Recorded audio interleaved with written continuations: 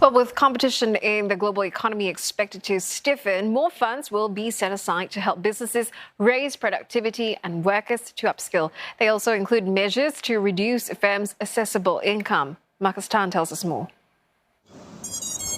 Growth sectors are a key focus in this year's budget. But in a world troubled by slowing growth and rising costs, pressing on with innovation can be risky. A new enterprise innovation scheme aims to help local businesses overcome that. It will raise tax deductions to 400% in 5 key activities from next year. These include innovation projects carried out with polytechnics and ITE. Altogether, companies could see their assessable income reduced by up to $6.6 million from FY 2024. Eligible businesses can also choose to convert part of their qualifying expenditure into cash. Some firms have yet to turn profitable and do not have sufficient profits to maximize the benefits from these tax deductions. To support these firms, I will allow businesses the option to convert 20% of their total qualifying expenditure per year of assessment into a cash payout of up to $20,000. A local startup says it's excited about the measures, which will help defray their innovation expenses.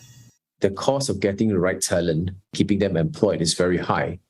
And more often than not, R&D are spending that you do not recover until you have a product that can be for sale or a product that can help with service income. Also announced additional funds for the SME Co-Investment Fund and the National Productivity Fund.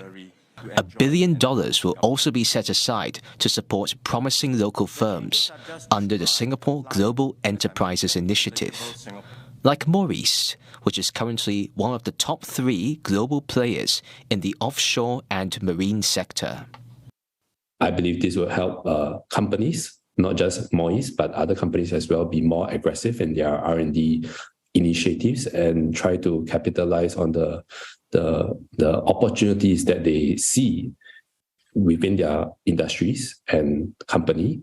The firm also wants to diversify into offshore renewable energy and hopes the extra support will help it penetrate more overseas markets. It's a growing requirement for all countries who are trying to build their home local ecosystem to support their local markets. As a Singapore player and as an SME, that is definitely a challenge in trying to position ourselves and creating opportunities to fight competitively in those markets. The Enterprise Financing Scheme and Energy Efficiency Grant will also be extended to help firms deal with cost pressures for another year. Once again, we're joined by Kurt Wee, Council Member of the Singapore Business Federation. He's also President of the Association of Small and Medium Enterprises. Mr. Wee, we heard about major moves to help businesses go abroad, in particular, promising firms. Does that need better definition? What are the challenges stopping an SME from reaching that criterion? Well, it's not easy. Picking winners are not easy, but, companies have to really put their feet on the ground and develop and look at where the market opportunities in and create a regional or global strategy. So beyond focusing on profits, they have to focus on enterprise value so that they can grow internationally and globally. And there are schemes that basically support them in their global endeavors. So companies have a role to basically step up to the plate so that they can be picked and then leapfrogged with all the support measures that government have announced to help them. Mr. Wee, there's also a $4 billion top-up to the National Productivity Fund, which can be used for a variety of purposes like training and hardware. Do SMEs prefer labour-light, tech-heavy, or the reverse? And how would their preference, affect its competitiveness globally?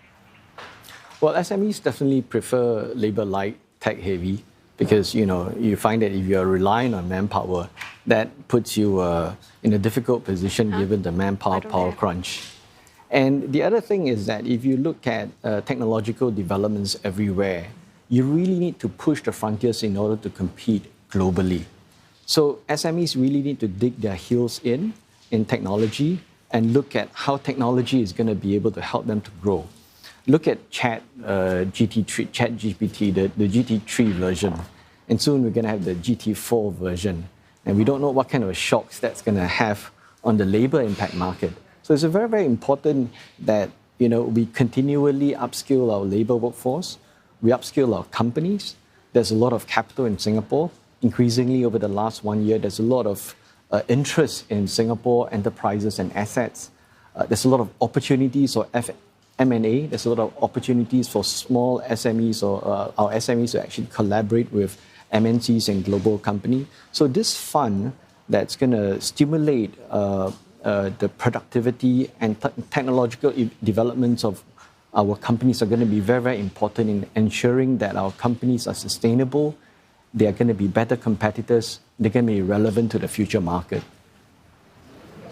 Mr. Wee, thank you so much. That was Kurt Wee, Council Member of the Singapore Business Federation and President of the Association of Small and Medium Enterprises.